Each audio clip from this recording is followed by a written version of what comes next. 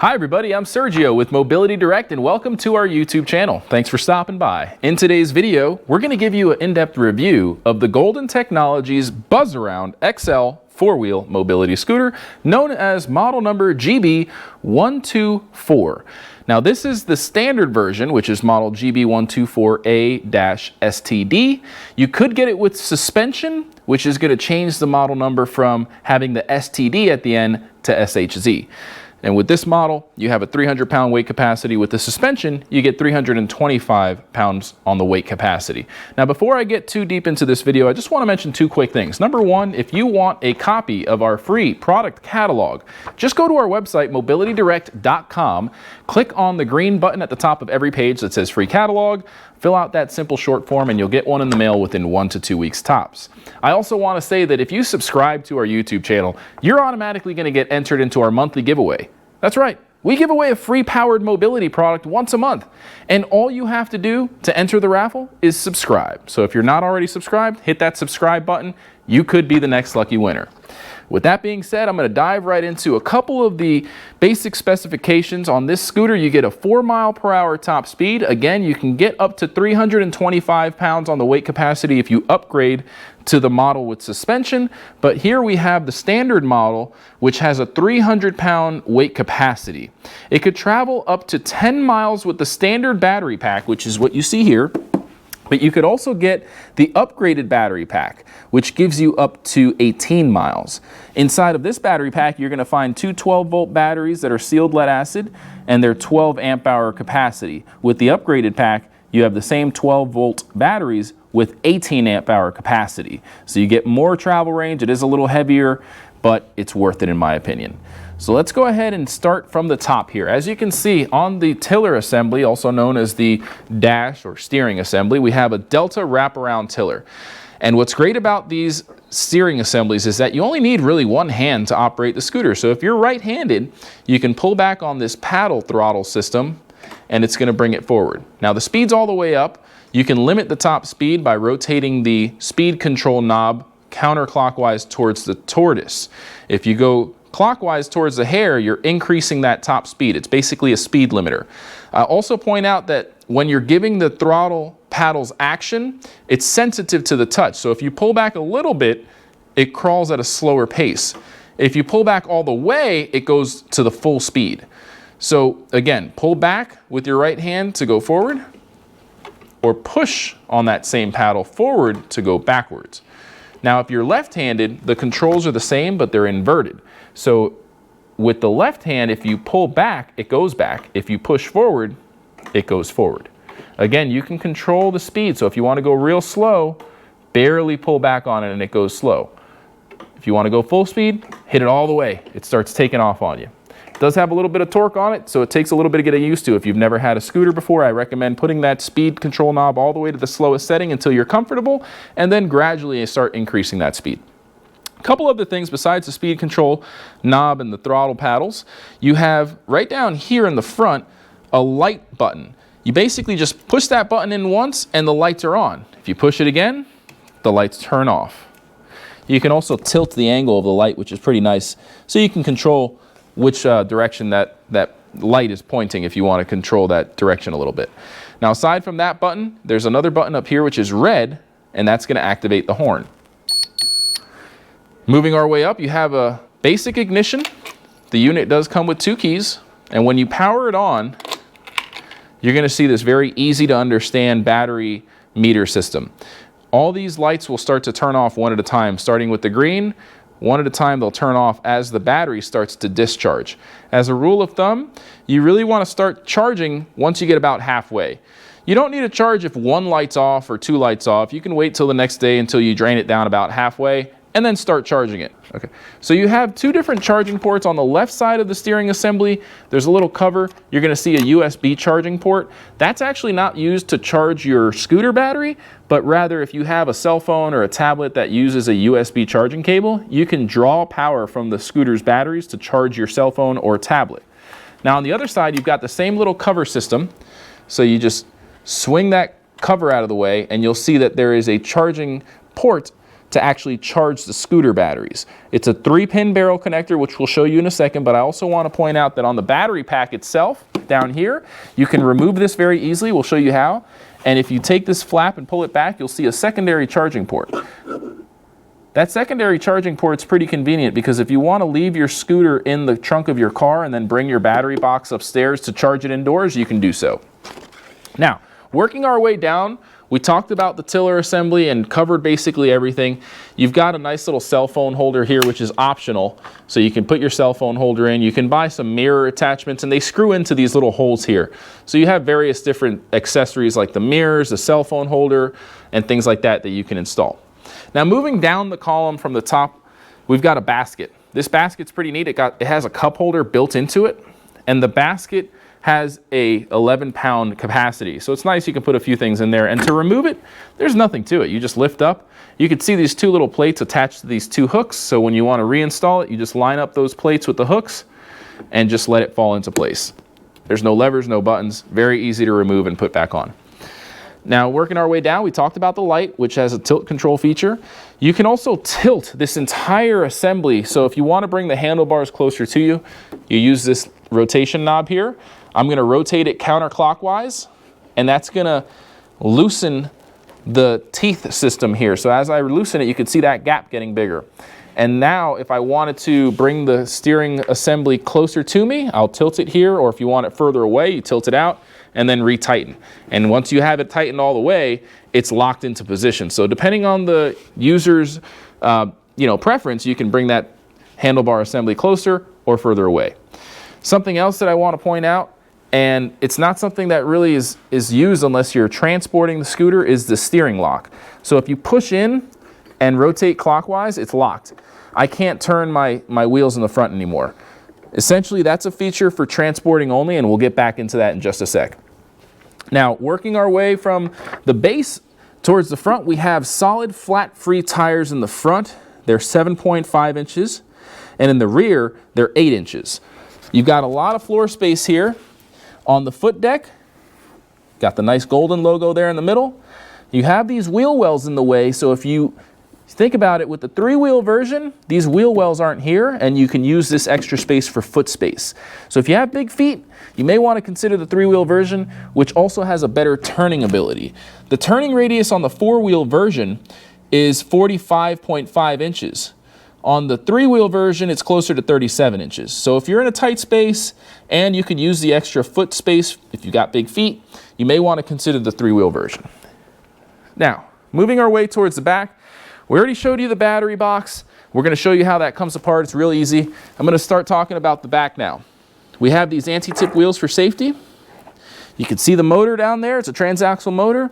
We've got some reflectors right here in the rear, and this, which is a very important thing to know about. It's called the freewheel lever.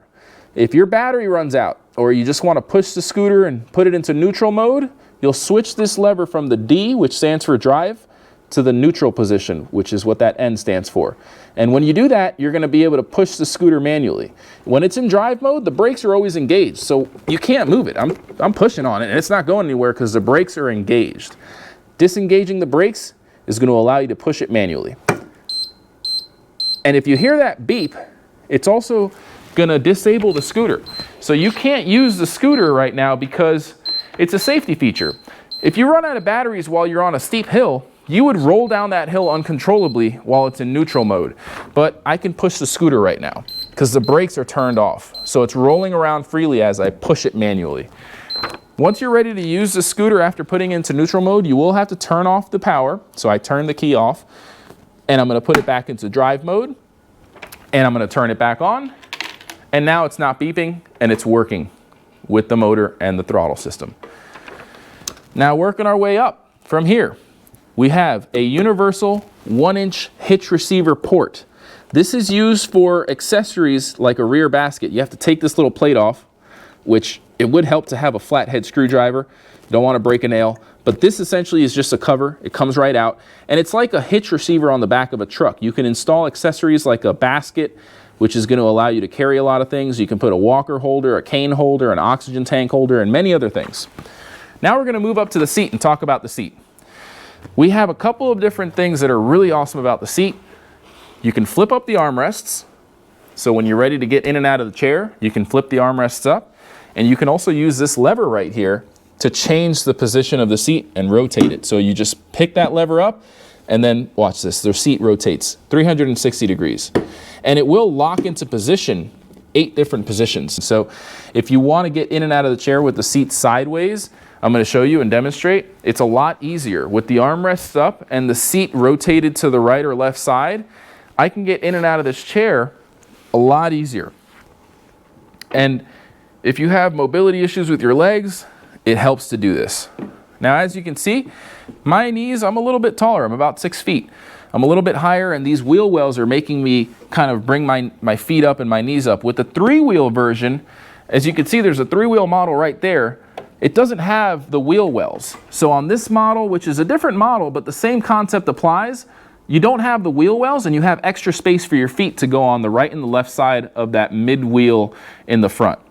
So that's just one of the drawbacks of the 4-wheel versions. The pro is that it's a lot more stable and less likely to tip over. Now you can tip over a 3-wheel or a 4-wheel scooter if you take a turn too quickly. So always slow down when you're taking a turn. But as you can see, you can adjust the tiller closer to you, further away. You can rotate the seat. You got the flip up armrest. Lots of different comfort adjustment features depending on your preference. Now I'm going to show you something else here about the armrests. The armrests are width adjustable. So I can loosen up these little hand knobs and bring the armrest closer in and retighten. Or if you want to bring them out, you just loosen again, slide them out, and you create more distance between each armrest. Seat has a nice little pouch in the back, which we usually put the charger in, and the seat backrest does flip down. It's a really comfortable seat, extremely durable material, and the dimensions of the seat are going to be 17 inches wide, 14.5 inches deep, and the height of the backrest is 14.75 inches. Now I'm going to show you how to take the scooter apart, which is one of the most impressive features of these Buzzaround series scooters. We do have a comparison video to show you all the different Buzzarounds, which you can check out on our YouTube channel. Just visit the link in the description below. When you're ready to take the seat off, that's the first step in the disassembly process. I like to bring the seat back and fold it forward, put my hand underneath the front, one in the front, one in the back, and pick straight up. Don't tilt in any direction or else it won't come out. So as I'm pulling up, I went straight up, but if I start tilting while picking up, it seems like it's stuck. So pick straight up, and you're going to notice that there's a male connection right here, which falls into the seat post that is coated in rubber. And that's why you have to pick straight up, because if you don't, that male connection will get stuck in the rubber, and it feels like it's stuck. I can lift the scooter up if I'm tilting too much. So there you go. Now the seat's removed.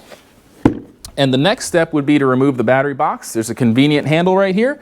Just pick straight up. The next step is going to be to remove the basket. Again, you just pick straight up. Very easy to do. Use the rotation knob for the tiller tilt adjustment. Loosen it all the way and bring this all the way down to where it's not going to be resting on the platform. You don't want to scratch this up. You want to have it about 1 inch or 2 up, and then rotate the tiller adjustment knob in the front here until it's all the way tight. Now, you're going to see that it's swaying from left to right, and if you've got that cell phone attachment, it can smack on the seat post. And to lock it, remember, up front here, right underneath the tiller adjustment knob, you want to use this button right here, which we're going to bring the camera around to the front so you can see. So you don't want that steering handle swinging around. You want to push in and rotate clockwise. Now the steering assembly is locked. So you can see as I'm swinging it, it's not swinging all the way left and right. Therefore, it's going to prevent damage to your accessories, your keys, and things aren't going to get banged up in the trunk of your car when you're transporting it. The next step, I like to put one hand on the seat post. My other hand is going to pick up on this lever. And with both hands, I'm going to lift straight up. And look at that. Now the scooter is broken down completely into 5 easy to work with pieces. The rear assembly, which has the motor and the rear wheels, is only going to weigh 24 pounds. The front half, which has the steering assembly and the footboard, is 37 pounds. The seat with the armrests installed, you can remove them, but with them installed, it's 21 pounds, and the battery pack weighs 16 pounds. Now you can get a bigger battery pack, which is going to extend the range, but it's going to weigh more. It's going to weigh 30 pounds, but you will get up to 18 miles instead of 10 miles on a full charge. As you can see, this is a pretty convenient feature here, and even if you have a small car or an SUV, you can put all these pieces in the back of your car. You don't really need an expensive vehicle lift, unless of course you have trouble carrying something that weighs about 37 pounds. Then we do offer vehicle transportation lifts that are going into the back of your car. You ride it right onto the platform and lift it up. It's a very convenient option as well. Now, short of that, I'm going to go over a couple of the other dimensions, but I'm going to put it back together first and show you the system here for putting it back together. On the frame, you've got these two hooks. These hooks just need to go on this bar. So I'm going to bring the hooks close to the bar, line it up, and just let it go. It drops right into place. Give it a little push down, it clicks right into place. You've got the rear and the front completely connected again. Going to rotate that tiller adjustment knob counterclockwise, bring the handlebar all the way up, turn it clockwise to lock it back into place. Remember, we locked the steering assembly so the wheels aren't going to turn right now. Push in, give it a quarter of a turn counterclockwise, and now the wheels are unlocked. So if you can't turn your wheels, that's why. Next step, grab your battery box, line it up with the cradles here, drop it into place. That simple. Next, I'm going to grab the seat. Got a firm grip on the rear and the front of the seat. I like to have it tilted so I can visualize that male connection sliding into the seat post, and then level out the seat until you hear it drop into place. Now you want to make sure it's not rotating freely. That means it's locked into place. At this point, the seat's installed. Going to lift up the backrest, grab my basket, line up the hooks with the plates, and drop it into place. Scooter at this point is fully assembled and ready to go. Now I'm going to just go over a few of the specs here that we missed. The ground clearance is 3.5 inches. So if you want to go on grass, you can do it. The grass just can't be soft, can't be really tall. This isn't an off-road scooter, but you can traverse over small patches of grass pretty easily.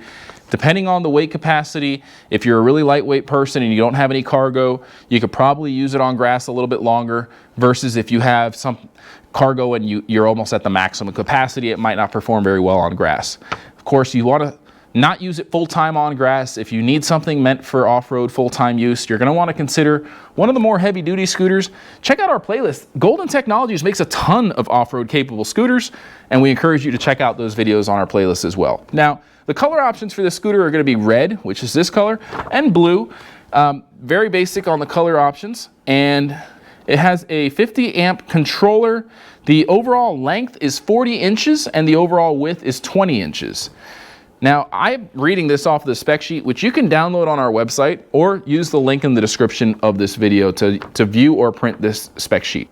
Now, the seat is height adjustable. There's just a little pin that you can lift that seat post with, and the seat to ground height is going to be 21.75 inches all the way up to 23.25 inches. The wheelbase of this scooter is 30.5 inches, and the warranty is really great. It comes with a limited lifetime warranty on the frame, a 2-year warranty limited on the drivetrain and the electronics, and a 1-year warranty on the battery. So if you want to learn more about this product, give our non-commissioned sales experts a call, or just go to our website. We have a really easy to use website. We really appreciate you watching this video. I'm Sergio with Mobility Direct. Thanks for watching. Have a great day. Before you go, please don't forget to visit our website, mobilitydirect.com, and click on the green button that says Free Catalog to claim your very own free catalog. Just fill out the short form and it should get to you in about a week or two max. I just want to take this time to personally thank each and every one of you for watching this video. We couldn't do it without our subscribers. So if you like our content, please go to YouTube, search for Mobility Direct, and subscribe to our channel. You can enable notifications. That way you'll get notified whenever we release new videos. We're constantly making great videos. We have tons of playlists that range from repair videos, unboxing videos, research and development, and much, much more. If you like this video, please feel free to give it a thumbs up and ask any questions in the comments section below. We love hearing from our audience, whether it's feedback, comments, or suggestions for a new video topic. We love hearing from you. None of this could be done without our loyal audience. We hope to hear from you. Thanks for watching again. Have a great day.